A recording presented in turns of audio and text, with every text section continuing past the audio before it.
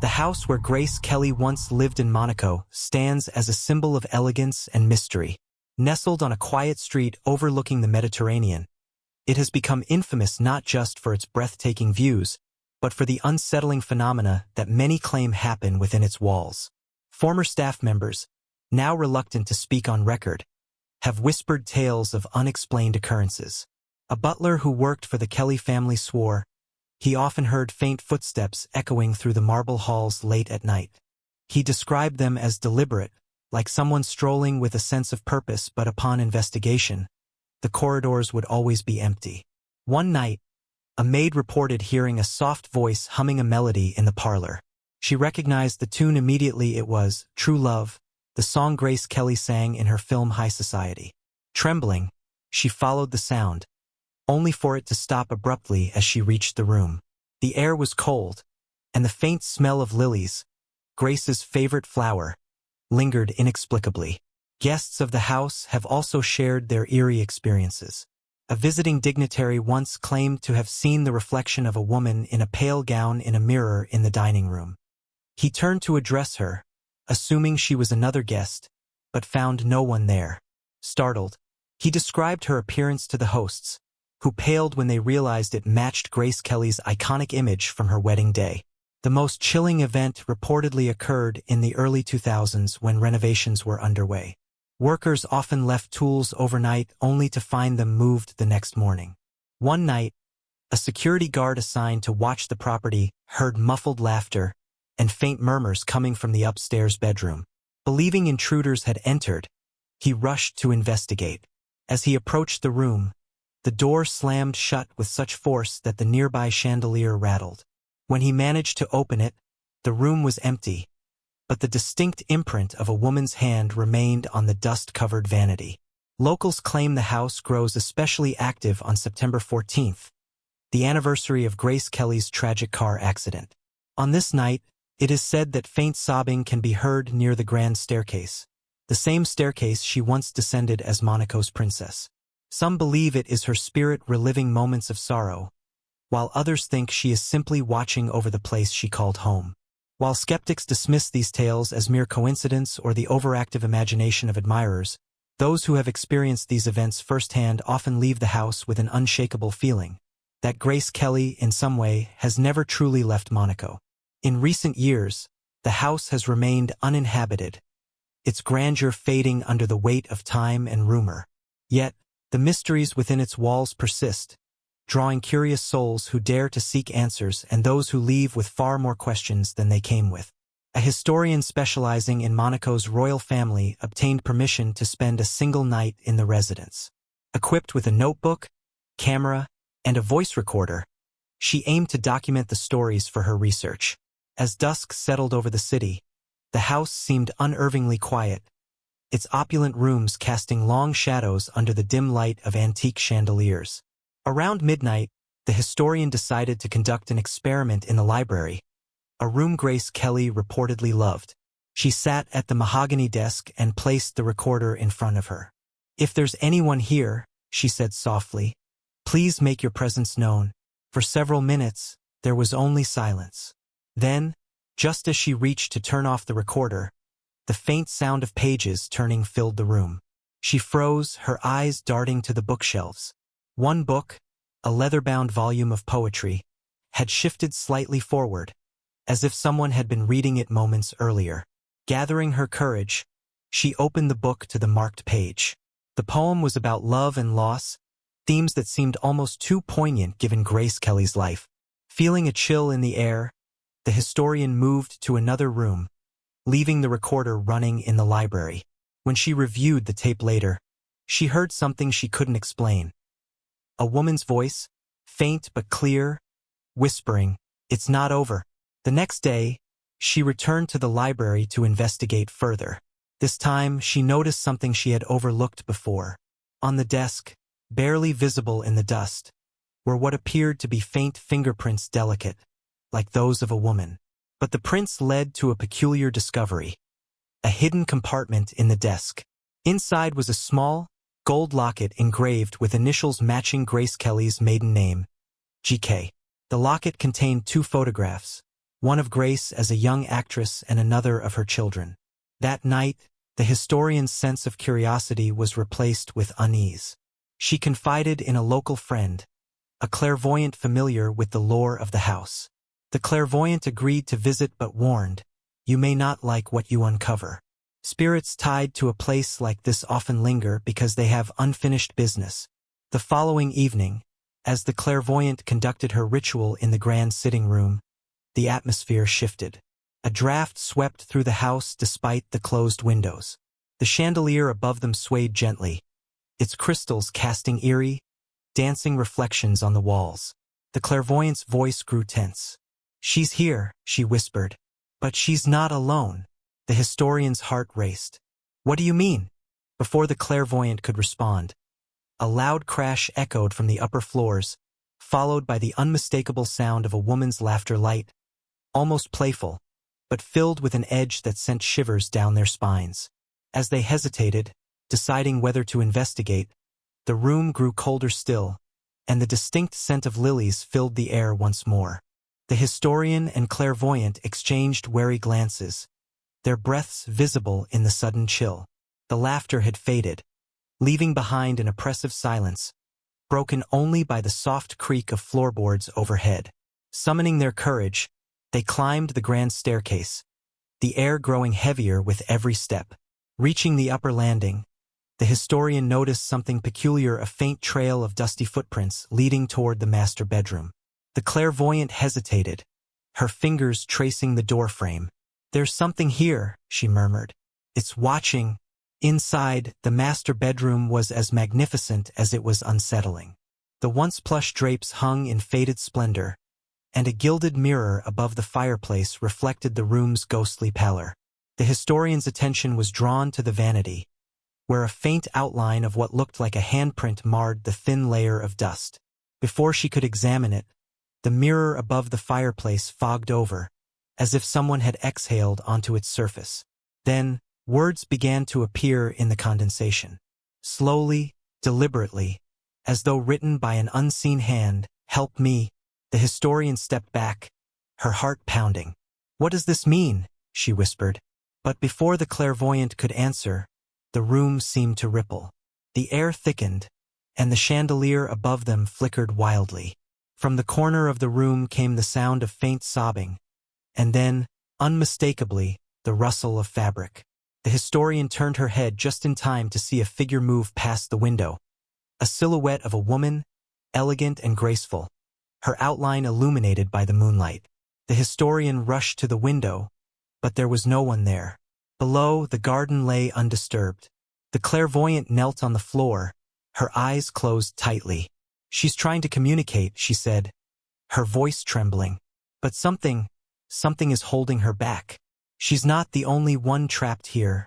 Before the historian could process these words, a sharp knock reverberated through the room, though the door remained open. The sound was impossibly loud, almost deafening, and seemed to come from everywhere at once. Then, as suddenly as it began, it stopped. The clairvoyant opened her eyes, wide with fear. "She's not alone," she repeated, her voice barely a whisper. "There's something darker here. It doesn't want us to help her." Just then, the historian noticed something she hadn't seen before. On the vanity, beneath the handprint, lay a small, tarnished key. It hadn't been there moments ago. She picked it up, the metal cold to the touch, and turned it over in her hand. It bore an engraving, "GK. What does it open?" The historian wondered aloud, but the clairvoyant's expression grew grim. "The question isn't what it opens," she said. "It's what happens when you do." Before they could act, the door to the room slammed shut with such force that it rattled the walls. Both women turned in terror, their reflections in the mirror now joined by a shadowy figure standing between them, its face obscured but unmistakably watching. And then, the figure spoke, its voice a low, guttural whisper, "Leave. This is your only warning." But neither of them moved. Instead, the historian tightened her grip on the key, her resolve hardening. Whatever secrets the house held, they weren't leaving until they uncovered the truth. Don't forget to subscribe and like if you liked this story. The shadowy figure lingered in the mirror, unmoving yet unmistakably aware of their presence. The historian and the clairvoyant stood frozen, their reflections locked in a silent standoff with whatever force had manifested between them. The historian's grip on the tarnished key tightened, its chill now seeping into her skin. She glanced at the clairvoyant, whose face was ashen but resolute. "We can't leave now," the historian whispered. "We're too close." The clairvoyant hesitated before nodding. "But tread carefully," she said. "This house is alive in ways we can't understand." The historian turned her gaze back to the mirror, but the figure was gone. In its place, a new message was scrawled across the glass in dripping condensation. "Look beneath." "Beneath what?" she asked, her voice barely audible. The clairvoyant pointed toward the vanity. "The message appeared as you picked up the key," she said. "Maybe it's connected." The historian knelt before the vanity and ran her fingers along its edges, searching for anything out of place. Her hand brushed against a loose panel at its base, the faintest crack in the wood revealing a hidden compartment. With trembling fingers, she inserted the key. It fit perfectly. As the lock clicked open, a wave of cold air surged from the compartment, carrying with it the faint scent of lilies and something else, something metallic and sharp, like old blood. Inside was a bundle wrapped in fragile silk. Carefully, the historian lifted it out and unfolded the fabric, revealing a weathered journal bound in leather. The initials GK were embossed on its cover. Before she could open it, the chandelier above them swayed violently, casting erratic shadows that seemed to move independently of the flickering light. The clairvoyant gasped, clutching her chest. "There's something here," she said. "It doesn't want us to see what's inside." Ignoring the growing sense of dread, the historian flipped open the journal. The handwriting was delicate, elegant, unmistakably feminine. It began as a collection of private musings, reflections on life in Monaco, her love for her family, and the pressures of royalty. But as she skimmed further, the entries grew darker, the words more frantic. "There's something wrong with the house," one entry read. "I hear voices at night, whispers that come from nowhere. They call my name, but it's not a voice I recognize." Another entry sent a chill through the historian's spine. "I feel watched, even when I'm alone. The mirror in the bedroom, I see things in it that shouldn't be there. Sometimes I think it shows me things that haven't happened yet."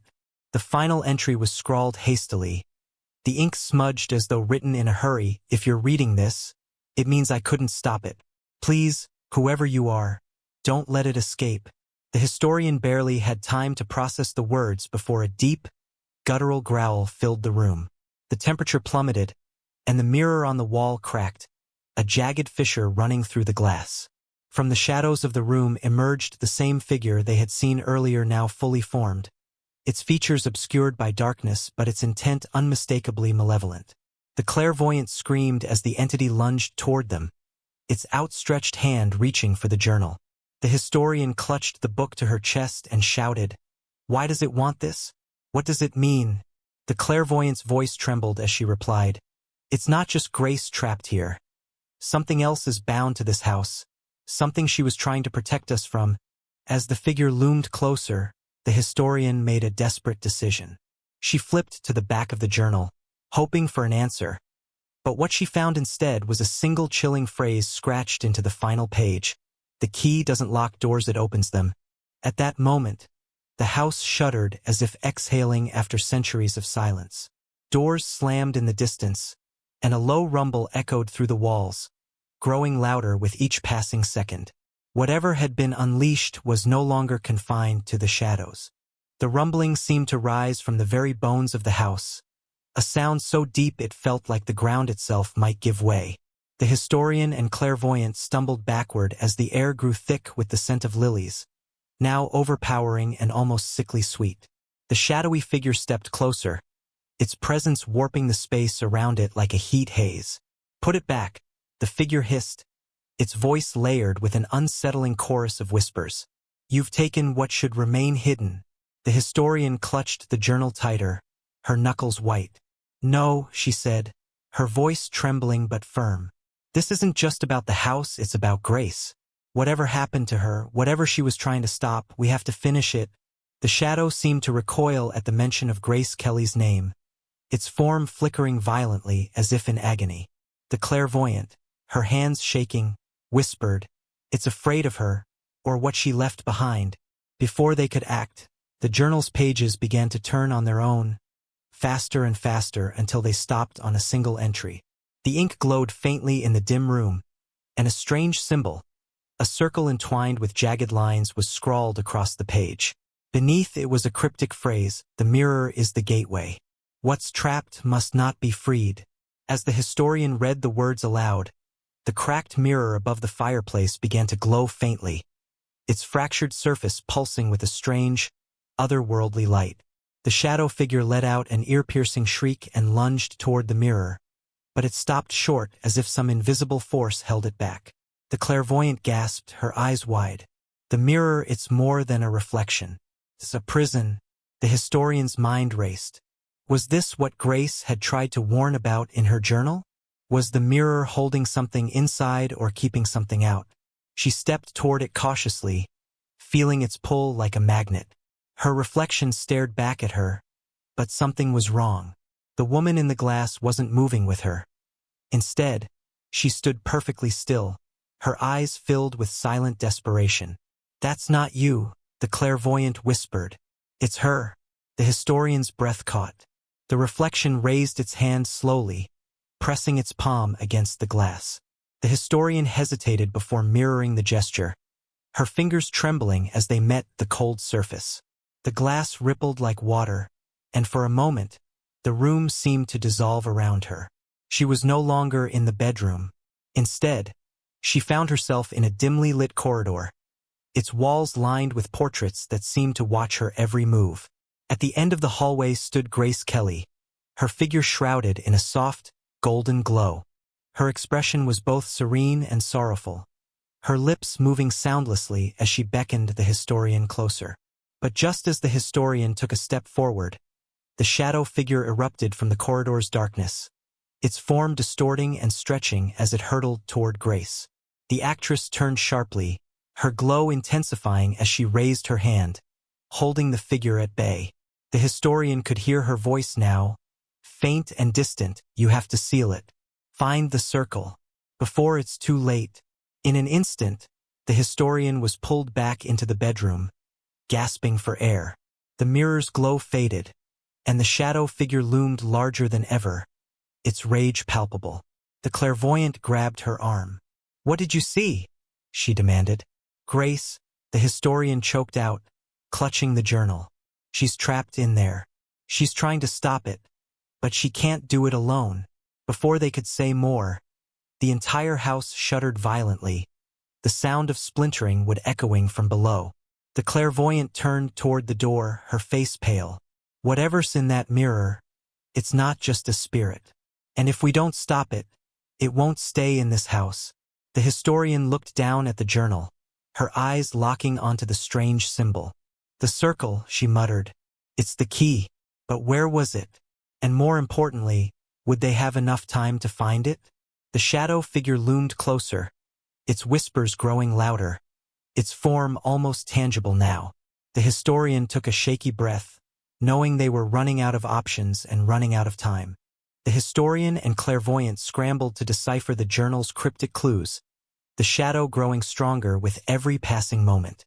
Flipping through the pages, the historian found an illustration of the strange circle symbol drawn over a map of the house.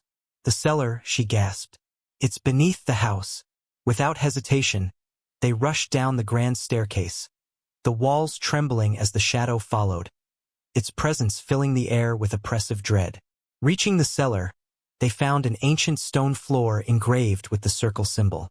In the center was a shallow groove, just large enough for the key. The historian inserted the key as the shadow surged forward, its whispers turning into a deafening roar.